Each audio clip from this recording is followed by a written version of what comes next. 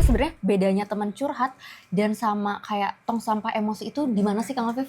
Iya, dan ini penting ya, terutama dan biasanya topiknya itu mutar di masalah yang sama, Oh, cerita yang sama, tapi nggak ada perubahan kecil. Setelah dengerin dia curhat, bukannya lega, malah ikutan lemes iya atau benar. kesel atau kebawa pikiran berjam-jam. Iya Kamunya iya. jadi ikut tegang. Temen kantor yang Mhm. setiap ada drama tim Oh. langsung chat ke kamu. "Woi, tadi di kantor ini, euy."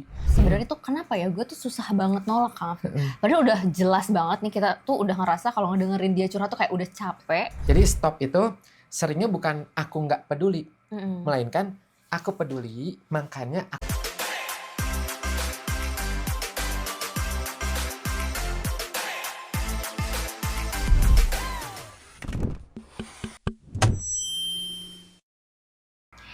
Halo teman-teman semua, selamat datang lagi di Grafocast, podcast yang ngobrolin psikologi, kepribadian, relasi, karir, dan grafologi dengan santai tapi tetap banyak insight-nya bareng aku Dania dan... Afif. Nah, topik kali ini nih kayaknya banyak banget nih yang bakal langsung bilang kayak, aduh ini pasti gue banget nih. Pernah nggak sih teman-teman semua di sini udah mau tidur, udah rebahan, mata udah setengah merem nih gitu ya. Terus tiba-tiba ada chat masuk nih, terus panjang banget gitu. Nah, terus pas dibuka, boleh curhat nggak? Nah, padahal kamu tuh lagi apa ya, punya energi yang tipis banget, tapi kalau nggak bales kayak rasanya kok rasa bersalah gitu. Iya, bener banget. Dan seringnya datangnya itu pas kita lagi nggak siap. Pernah nggak ngerasain seperti itu? Iya betul banget nih Kang Afif, atau yang lebih gokil lagi nih ya Kang Afif ya, bisa aja dia tuh ngirim itu voice note sampai 7 menit Kang Afif nih ya. Nah itu tuh kayak mini podcast kayak gini ya, terus kita dengerin, kita jawab panjang, kita tenangin, besoknya dia cerita lagi hal yang sama Kang Afif. Dan di situ tuh kita mulai mikir kayak, kok gue capek banget ya dengerin curhatan orang gitu. Tapi sekaligus ada suara lain di kepala yang kayak, ini kan teman gue gitu, mungkin kalau dia lagi ada masalah, dia butuh teman kayak gitu. Iya bener banget. Dan biasanya suka ada konflik batin tuh. Iya Itu benar. yang ngerasa kayak bikin kita stuck Heeh, gitu. bener bener. Nah, karena di satu sisi kan kita pengen jadi teman yang baik, Mhm. pengen jadi orang yang hadir gitu, tapi di sisi lain kok rasanya kayak, gimana gitu Kak Afif ya, gitu. Kayak kita jadi tempat buang emosi orang kayak gitu. Dan pelan-pelan kita malah jadinya males bales, notifikasi dia aja udah bikin kayak napas panjang banget nih Kang Afif nih. Iya, benar, dan itu jadi sinyal yang penting ya gitu buat, teman-teman semua tuh. Dapat notifikasi, aduh gitu, itu udah sinyal tuh. Nah, jadi pertanyaan besarnya nih Kang Afif ya, untuk Mhm. hari ini nih, sebenarnya kapan mendengar itu bentuk empati yang sehat, Mhm. atau kapan itu berubah jadi tong sampah emosi orang, Kang Afif? Nah, di episode kali ini kita akan bahas tanda-tandanya, kenapa kita bisa kejebak di posisi itu, dan yang paling penting, gimana cara stop tanpa jadi orang yang jahat, tanpa drama, dan tanpa putus pertemanan. Iya, dan kita juga akan ajarin, kita akan tunjukkan batas jelasnya seperti apa, biar teman-teman di sini, tetap bisa jadi teman, tapi juga nggak sampai mengorbankan diri teman-teman sendiri. Oke, jadi jangan kemana-mana ya. Apalagi nanti di segmen tips nih ya, Mhm. kita bakal kasih nih contoh kalimat yang mungkin bisa langsung teman-teman aplikasiin gitu ya. Jadi tetap bareng kami di Grafocast. Yes. Oke Kang, nah aku mau mulai nih dari hal yang paling dasar dulu nih. Soalnya kan kadang orang bingung nih Kak Afif. Lah, Mhm. bukannya jadi teman itu tuh kan harus ngedengerin kayak gitu kan. Nah, tapi sebenarnya bedanya teman curhat dan sama kayak tong sampah emosi itu di mana sih Kang Afif? Iya, dan ini penting ya, terutama saya psikolog, itu kan Mhm. ya tempatnya orang curhat. Iya iya Tapi benar. benar tuh, membedakan antara kapan kita benar-benar menjadi teman curhat, Mhm. kapan menjadi ya konsultasi ya gitu, Iya kapan iya. menjadi sekedar tong sampah. Nah, betul. Nah, jadi kalau secara psikologis, curhat yang sehat Mhm. itu biasanya dua arah dan punya Oke. jeda. Oke. Dua arah ini bukan berarti harus sama-sama curhat ya gitu, Mhm. tapi ada timbal balik dan saling jaga. Iya. Ini dengan catatannya curhat ya antar pertemanan ya, maksudnya Iya bukan iya. bukan lagi sebagai psikolog. Kalau psikolog mah kan ya nggak curhat juga kan gitu Iya ya iya sebagai iya konselor. iya. Nah, ini ceritanya kamu nih ya teman-teman, ada teman yang curhat. Kapan sih yang sehat itu Mhm. adalah ketika ada timbal baliknya, Iya. saling jaga. Sementara bedanya kalau kamu itu jadi tong sampah, Mhm. itu polanya cenderung satu arah, Oh, intens, oke. berulang, Iya. dan fokusnya cuma meluapkan emosi dianya, bukan nyari pemahaman atau nyari solusi langkah-langkah kecilnya tuh apa. Dia pengen Oh curhat, oh. cerita cerita cerita, puah puah puah gitu kurang lebih. Oke oke oke. Jadi sebenarnya bukan masalah curhat itu salah, tapi sebenarnya polanya ya Kang Afif ya? Iya betul. Nah, Oke. biasanya tanda yang paling gampang gini, Mhm. kamu jadi orang pertama yang dicari setiap kali dia ada masalah, setiap kali Oh. kacau. Tapi begitu dianya udah lumayan enakan, Mhm. kamu nggak dilihat lagi. Nah, Oh. itu artinya kamu jadi berasa kayak tombol darurat. Dan biasanya topiknya itu muter di masalah yang sama, Oh. cerita yang sama, tapi nggak ada perubahan kecil. Sekecil pun nggak ada gitu. Jadi Oh. itu lagi gitu. Oke, ini menarik nih Kang Afif ya. Jadi yang muter-muter terus gitu ya, si masalahnya tuh itu lagi kayak Betul. gitu ya. Kadang sebenarnya kita udah kasih saran, udah dengerin, udah nemenin nangisnya, tapi minggu depan dia balik lagi ke Itu awal lagi kayak lagi, gitu ya? betul Oh, betul oke. gitu. Dan biasanya nih dampaknya Mhm. ke teman-temannya jelas ya, ke kamunya juga jelas. Setelah dengerin dia curhat, bukannya lega, malah ikutan lemes Iya atau benar. kesel atau kebawa pikiran berjam-jam, Iya kamunya iya. jadi ikut tegang. Mhm. Nah, itu karena kamu bukan cuman mendengar, tapi juga ikut membawa emosi yang sebenarnya bukan milik kamu. Iya, benar-benar. Aku Gitu. mau highlight dikit nih Kang Afif. Jadi berarti indikatornya itu sebenarnya bisa berarti dari badan kita juga gitu ya. Jadi Iya, kayak habis dengerin kok ngerasa capek banget kayak gitu ya? iya betul dan biasanya tubuh tuh jujur ya. Jadi Hmm. kalau setiap dia curhat ya, kamu ngerasa energi kamu dikuras. Nah, itu berarti ada indikasi hubungan curhatnya itu nggak seimbang. Oh, oke. Beda sama curhat yang sehat. Kalau curhat Mhm. yang sehat biasanya itu kamunya juga ngerasa, "Oke, tadi aku hadir." Walaupun capek sedikit, tapi Mhm. nggak sampai drop, nggak sampai hancur, nggak sampai, "Ih kok gini sih?" Gitu.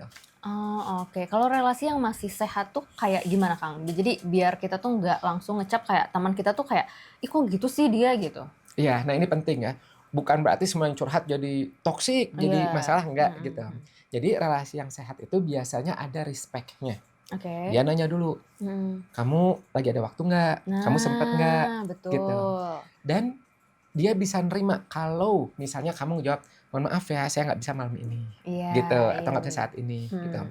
Udah gitu ada timbal balik juga. Oke. Dia juga hadir buat kamunya. Mhm. Minimal dengan cara yang sederhana, inget kamu, nanya kabar kamu, atau nggak ngabain cerita kamu.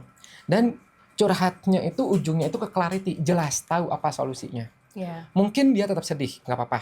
Mhm. Tapi minimal ada satu hal yang jadi lebih jelas.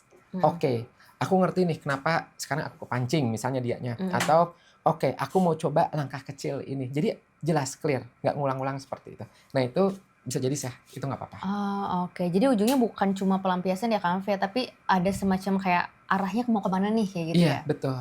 Jadi venting itu wajar. Oke. Semua orang itu butuh. Tapi Mhm. kalau isinya cuman venting terus tanpa refleksi, Mhm. curhat terus, tadi ya cuap-cuap terus gitu tanpa Mhm. refleksi, lama-kelamaan takutnya itu jadi kebiasaan. Oke. Kayak orang yang kalau lagi pusing, Mhm. setiap hari misalnya minum kopi lebih banyak, tapi Mhm. nggak pernah cukup tidur. Oke.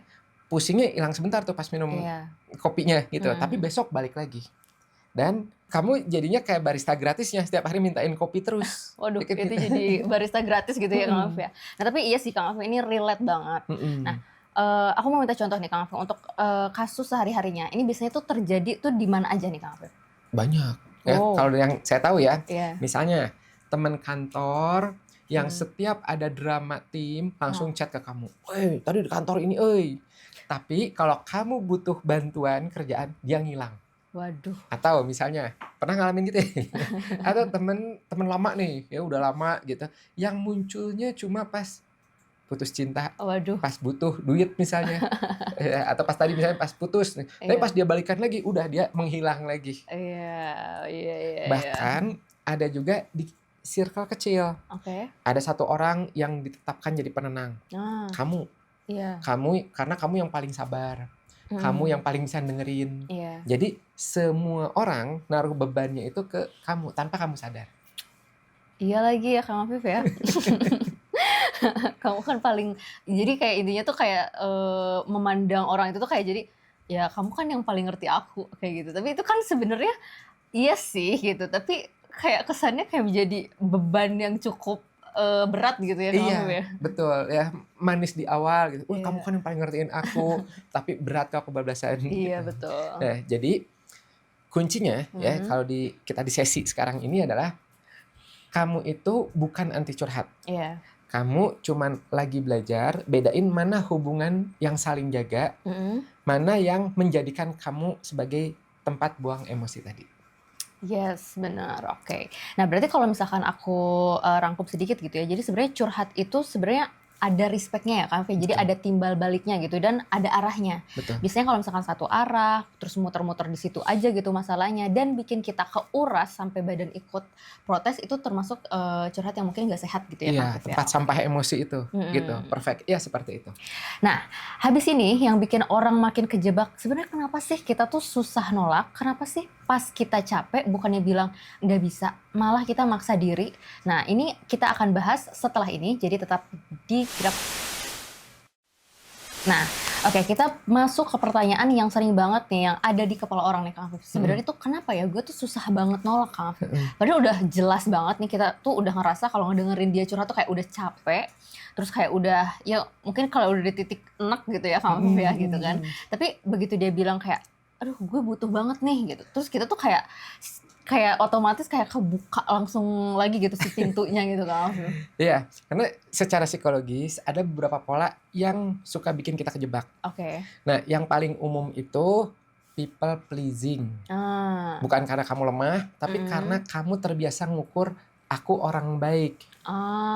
Oke. Nah, dari seberapa kamu bisa nyenengin orang lain. Iya. Jadi ketika kamu nolak, yang kebayang itu bukan aku lagi jaga diri, tapi aku jahat karena aku ninggalin.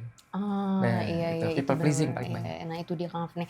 Tapi kayak nolak satu chat aja tuh kayak kadang tuh ngerasa, aduh ini tuh kayak berasa dosa besar banget gitu Kang Afif. Iya, betul gitu ya, people pleasing gitu. Aduh, kalau saya Oke. nolak berarti saya jahat dong. Nah, gitu, itu yang Iya, pertama. iya. Kemudian ada juga peran si kuat di circle. Oke. Biasanya bisa jadi nih dari dulu kamu orang yang jadi penenang, jadi mediator. Oke. Yang kalau ada konflik kamu yang turun tangan. Lama-lama orang itu menaruh kamu di posisi itu.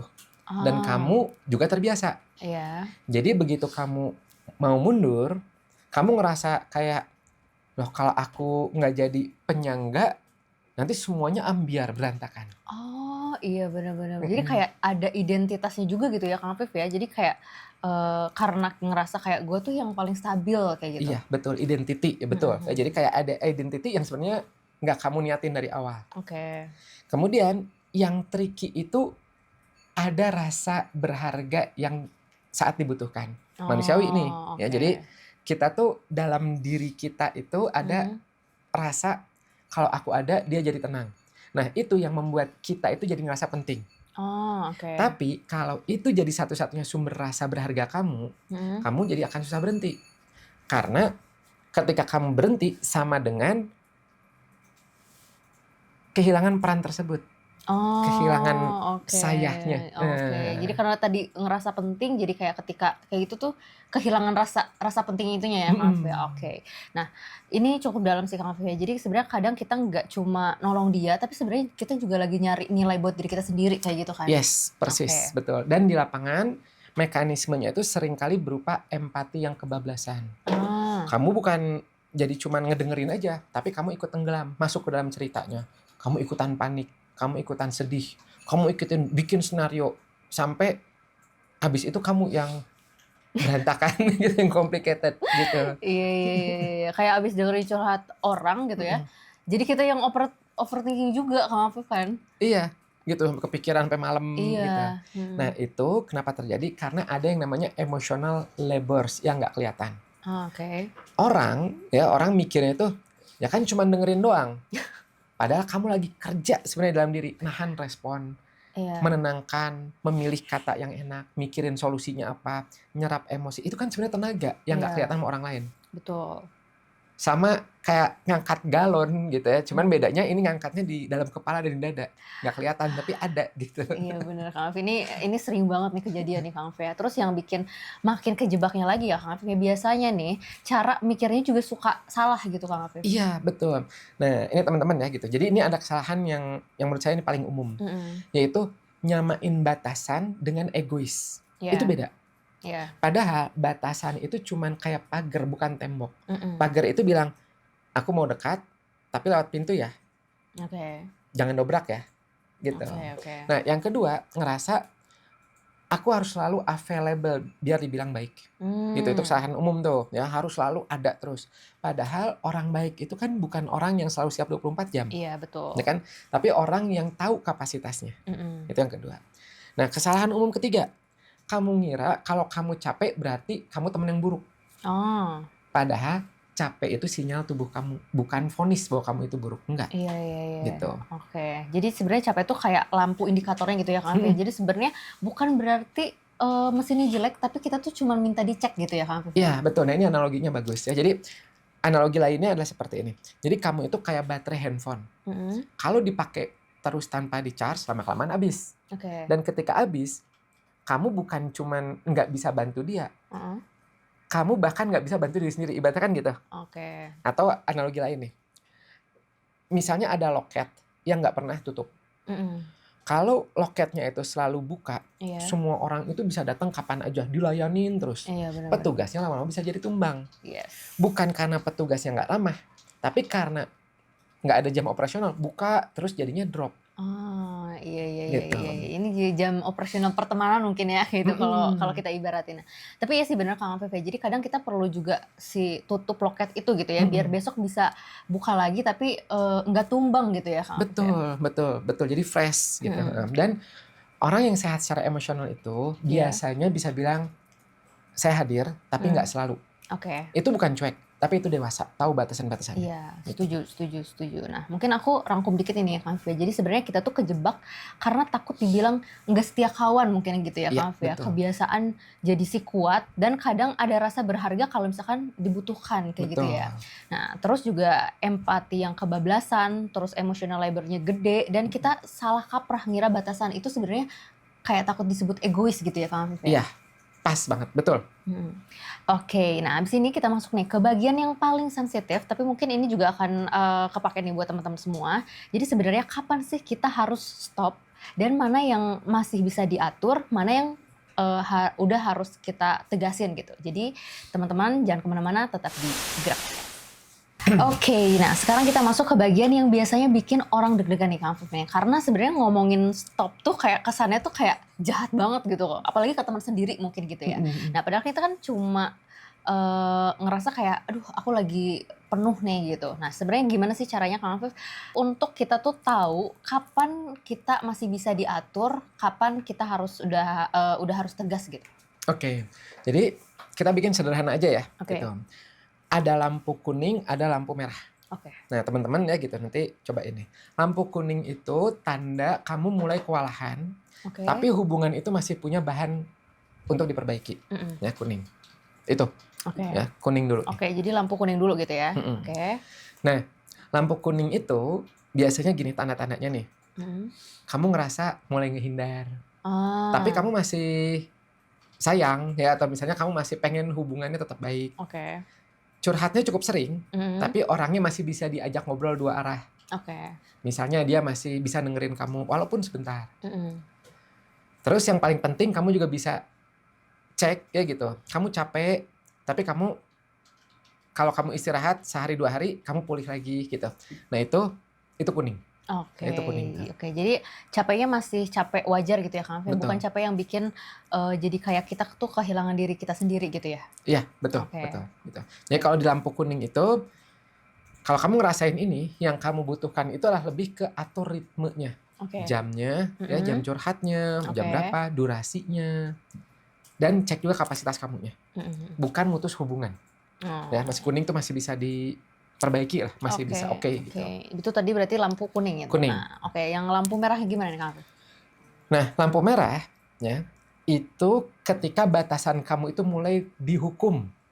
Misalnya ketika kamu ngasih batas ya, oh mohon maaf ya hari ini saya nggak bisa, dia marah. Ngambek. Atau nyindir kalau kamu nggak ngerespon. Jadi kayak kamunya ngerasa dihukum, itu udah mulai merah tuh. Atau misalnya dia ngecilin masalah kamu juga kan punya masalah gitu, tapi kamu mah udah dong saya dong gitu. Iya, dan menuntut kamu selalu hadir buat dia. Iya. Itu udah merah.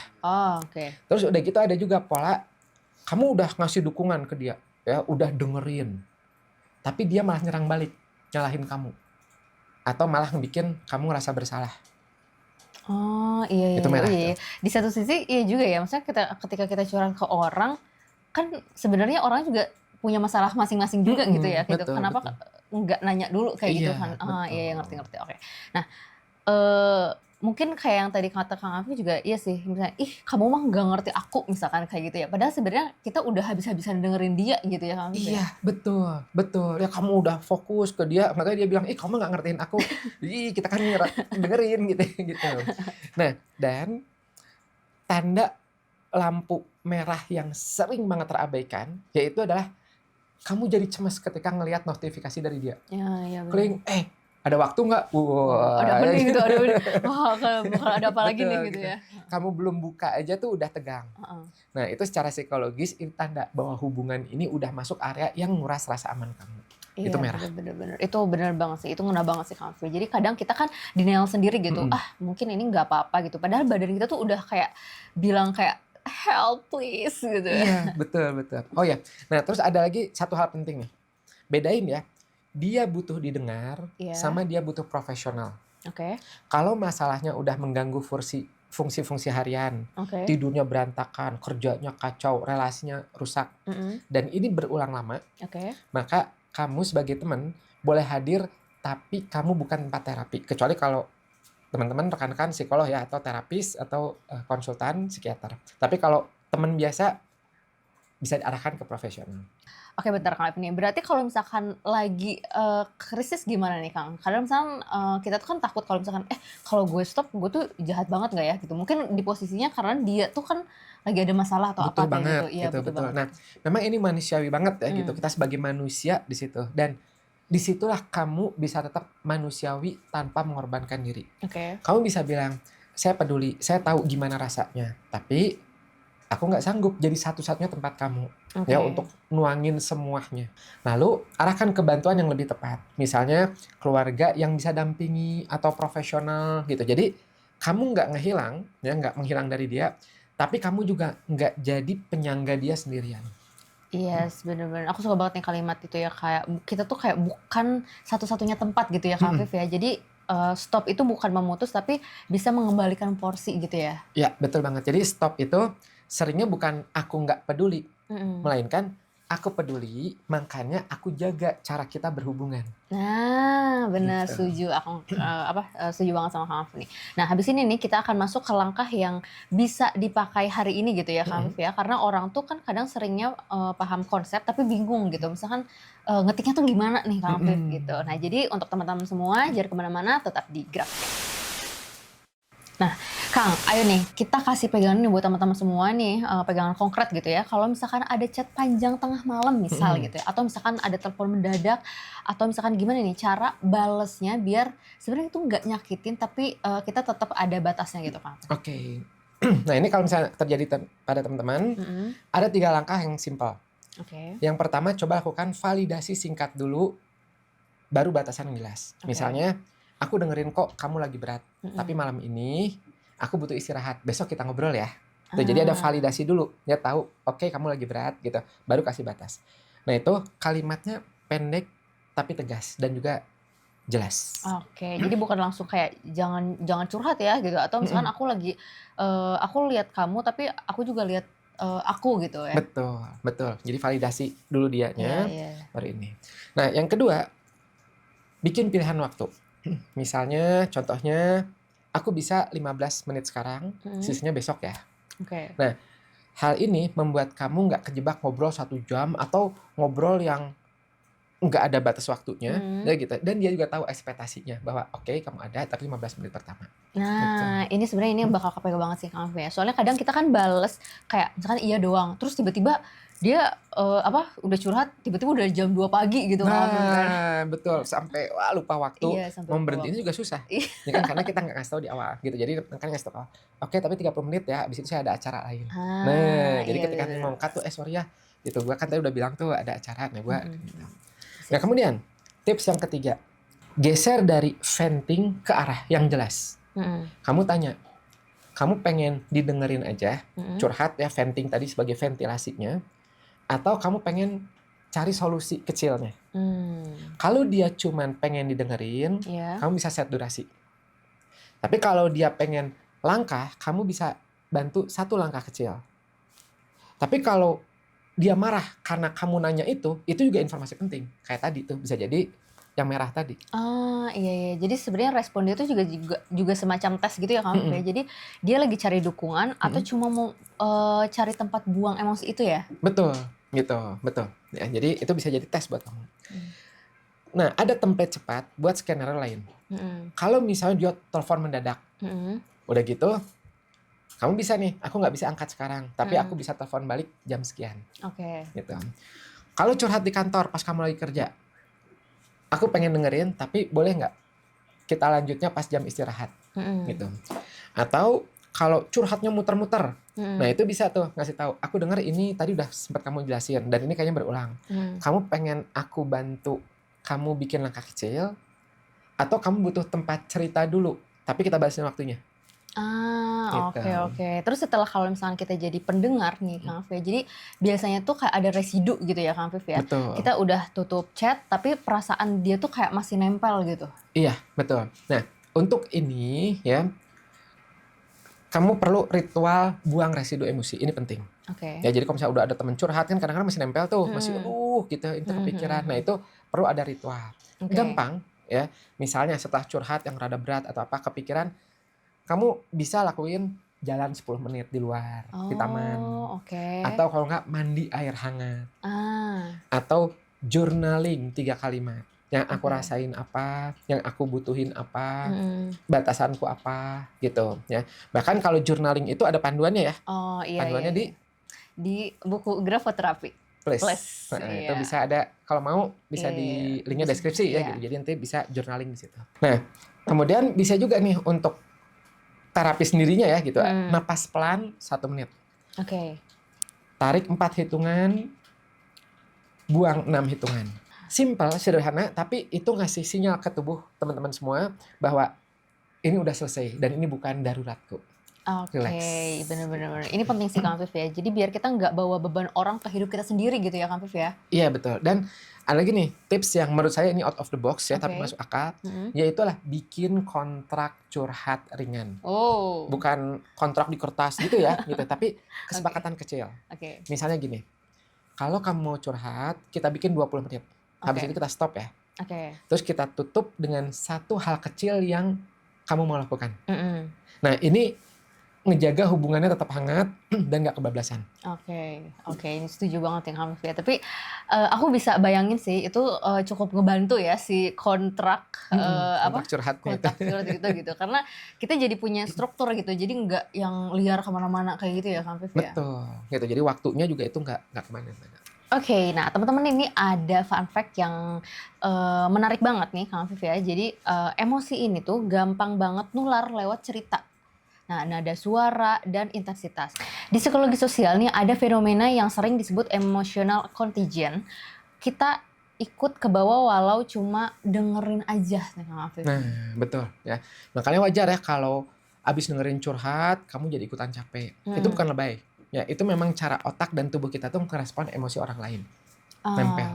Nah, oke, Kang Afif ini seru banget dan banyak banget insight-nya nih. Makasih banyak Kang Afif ya. Jadi hari ini kita belajar bedain curhat yang sehat sama tong sampah gitu ya Kang Afif ya. Dan kenali lampu kuning dan lampu merah dan pakai kalimat yang batasan yang singkat tapi jelas plus rawat diri habis jadi pendengar gitu ya Kang. Betul. Dan tenang aja ya teman-teman gitu. Mungkin ada di sini yang lagi belajar, pelan-pelan aja, yang penting konsisten. Yang penting adalah supaya kamu sendiri sehat. Yes, setuju banget nih Kak. Tapi benar juga nih Kak. Jadi kadang tuh kan susah ya kalau misalkan mau introspeksi diri, tapi kita juga sering ngebias sama diri kita sendiri gitu. Itu wajar. Gitu. Makanya kadang kita sendiri butuh alat bantu yang lebih objektif untuk ngaca, untuk tahu. Nah, salah satunya tahu teman-teman dari mana? Ya itulah dari analisa tulisan tangan. Jadi kebayang polanya gimana? Apakah gampang kebawa orang, susah bilang enggak, atau justru terlalu tegas jadi jadi orang-orang susah dekat sama kamu semua gitu. Iya benar-benar. Buat teman-teman juga nih yang penasaran nih tulisan tanganku sebenarnya tuh menggambarkan apa sih kayak gitu. Nah, ini mulainya dari mana nih Kang Afif? Gampang. Kalau misalnya teman-teman mau belajar gratis materinya, itu bisa akses di grafologiindonesia.com/gratis. Nanti linknya kita tulis di deskripsi ya. Tapi kalau misalnya kamu mau dicek, saya tuh seperti apa sih orangnya, apa plusnya, apa minusnya, bisa tes di grafologiindonesia.com/tes grafologi. Oke, nah ini linknya juga kita udah taruh di deskripsi gitu ya. Jadi teman-teman bisa cek aja di sana. Oke, teman-teman semua, terima kasih banyak udah nonton sampai akhir nih. Jangan lupa nih untuk like, share ke teman-teman yang sering mungkin ketiban curhat gitu ya. Dan subscribe juga. Sampai ketemu di Grafocast berikutnya.